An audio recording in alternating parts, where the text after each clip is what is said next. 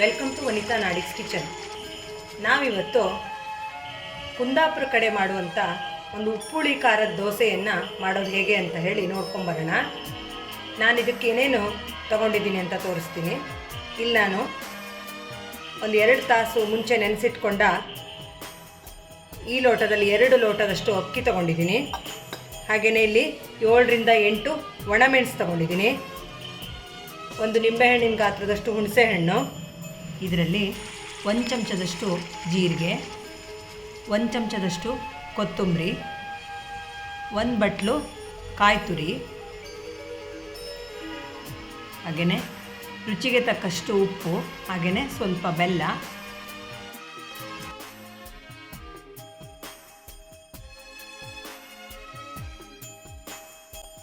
ಒಂದು ಚಮಚದಷ್ಟು ಜೀರಿಗೆ ತಗೊಂಡಿದ್ದೀನಿ.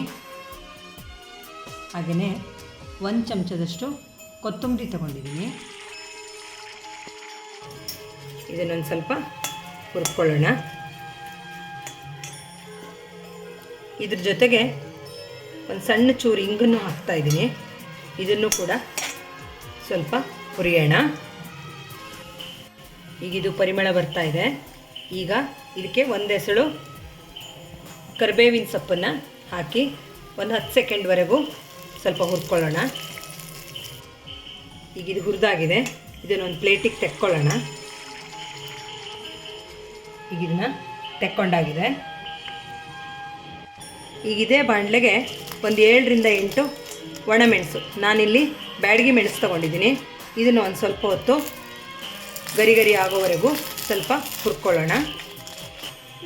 ಈಗ ಇದಕ್ಕೆ ಹುಣಸೆಹಣ್ಣು ಕೂಡ ಹಾಕ್ಕೊಂಡು 1 ನಿಮಿಷದವರೆಗೆ ಬಿಸಿ ಮಾಡ್ಕೊಳ್ಳೋಣ. ಈಗ ಮೆಣಸು ಕೂಡ ಗರಿ ಗರಿ ಆಗಿದೆ, ಹುಣಸೆಹಣ್ಣು ಕೂಡ ಸ್ವಲ್ಪ ಬಿಸಿಯಾಗಿದೆ. ಈಗ ಇದನ್ನು ಕೂಡ ಇದೇ ಪ್ಲೇಟಿಗೆ ತೆಕ್ಕೊಳ್ಳೋಣ. ಈಗ ನಾವೇನು ತುರ್ಕೊಂಡಿದ್ದೀವಲ್ಲ ಆ ಕಾಯಿ ತುರಿನ ಒಂದು 30 ಸೆಕೆಂಡುಗಳ ಕಾಲ ಬಿಸಿ ಮಾಡ್ಕೊಳ್ಳೋಣ. ಯಾಕಂದರೆ ಈಗ ಮಳೆ ತುಂಬ ಬರ್ತಿರೋದ್ರಿಂದ ಇದು ಬೆಣ್ಣೆ ಬಂದಂಗೆ ಆಗುತ್ತೆ. ಹಾಗಾಗಿ ಇದನ್ನು ಸ್ವಲ್ಪ ಬಿಸಿ ಮಾಡ್ಕೊಳ್ಳೋಣ. ಈಗ ಕಾಯಿ ಸ್ವಲ್ಪ ಬೆಚ್ಚಗಾಗಿದೆ. ಇದನ್ನು ಮಿಕ್ಸಿ ಜಾರ್ಗೆ ಹಾಕ್ಕೊಳ್ಳೋಣ. ಜೊತೆಗೆ ನಾವೇನು ಹುರಿದಂಥ ಪದಾರ್ಥಗಳಿದೆ ಅದನ್ನು ಕೂಡ ಮಿಕ್ಸಿ ಜಾರ್ಗೆ ಹಾಕ್ಕೊಂಡು ಒಂದು ಸಲ ಮಿಕ್ಸಿ ಮಾಡ್ಕೊಂಬರೋಣ. ಈಗ ಇದನ್ನು ಮಿಕ್ಸಿ ಜಾರಿಗೆ ಹಾಕೋಣ.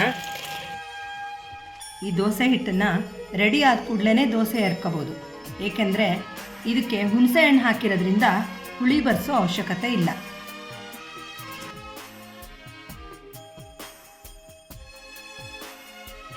ಇದಕ್ಕೆ ರುಚಿಗೆ ತಕ್ಕಷ್ಟು ಉಪ್ಪು ಹಾಕೋಣ. ಕಡೆಗೆ ಮತ್ತೆ ಬೇಕಿದ್ದರೆ ಹಾಕ್ಕೊಳ್ಳೋಣ. ಹಾಗೆಯೇ ಸ್ವಲ್ಪ ಬೆಲ್ಲವನ್ನು ಕೂಡ ಹಾಕ್ಕೊಳ್ಳೋಣ. ಇದೊಂದು ಸಲ ಮಿಕ್ಸಿ ಮಾಡ್ಕೊಂಬರೋಣ. ಇದನ್ನು ಈಗ ಸಂಬಾರ ಎಲ್ಲ ಮಿಕ್ಸಿ ಮಾಡಾಗಿದೆ. ಇದಕ್ಕೀಗ ಅಕ್ಕಿ ಹಾಕಿ ರುಬ್ಕೊಂಡು ಬರೋಣ. ಅಕ್ಕಿ ಹಾಕ್ತಾಯಿದ್ದೀನಿ. ಈಗ ಹಿಟ್ಟು ನುಣ್ಣಗೆ ಬೀಸ್ಕೊಂಡು ರೆಡಿಯಾಗಿದೆ.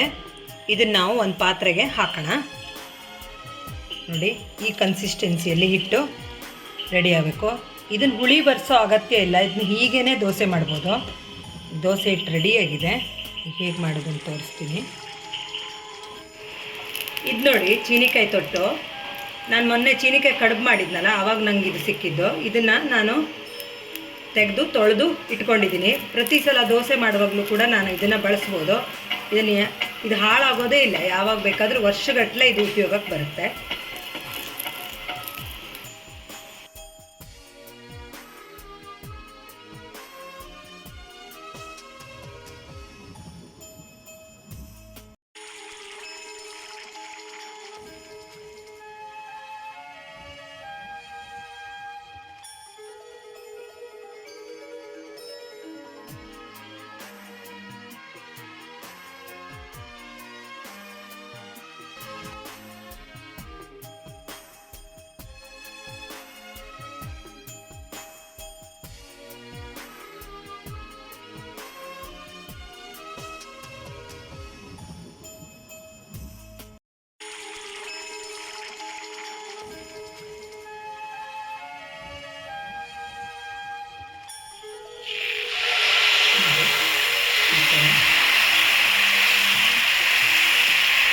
ಈ ದೋಸೆ ಕ್ರಿಸ್ಪಿಯಾಗಲ್ಲ, ಆದರೆ ತುಂಬಾ ಚೆನ್ನಾಗಾಗುತ್ತೆ ತಿನ್ನಲಿಕ್ಕೆ.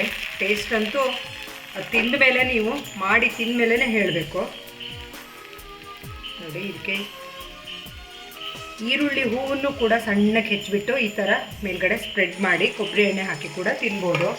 ಇದಕ್ಕೆ ಆ್ಯಕ್ಚುಲಿ ಸೈಡ್ಸ್ ಏನೂ ಬೇಕಾಗಲ್ಲ. ನಿಮಗೆ ಬೇಕಿದ್ದರೆ ಬೆಲ್ಲ ತುಪ್ಪ ಹಚ್ಕೊಂಡು ತಿನ್ಬೋದು, ಅಥವಾ ನೀವು ಇದಕ್ಕೆ ಚಟ್ನಿ ಹಚ್ಕೊಂಡು ತಿನ್ಬೋದು, ಅಥವಾ ಏನಾದರೂ ಸಾಂಬಾರು ಗಿಂಬಾರು ಏನಾದರೂ ಬೇಕಾದರೂ ಹಚ್ಕೊಂಡು ತಿನ್ಬೋದು. ಆದರೆ ಹಾಗೆ ತಿನ್ನಲಿಕ್ಕೂ ಕೂಡ ತುಂಬ ರುಚಿಯಾಗಿರುತ್ತೆ.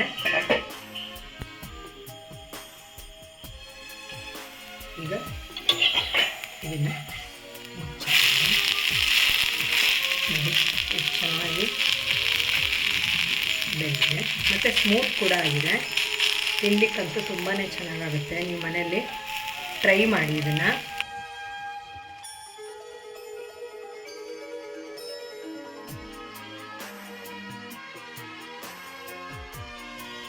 ಈಗ ಬಿಸಿ ಬಿಸಿ ದೋಸೆ ರೆಡಿಯಾಗಿದೆ. ನೀವು ಇದನ್ನು ಚಟ್ನಿಯೊಂದಿಗೆ ಬೇಕಾದರೂ ತಿನ್ನಿ, ಅಥವಾ ಬೆಲ್ಲ ತುಪ್ಪದೊಂದಿಗೆ ಬೇಕಾದರೂ ತಿನ್ನಿ.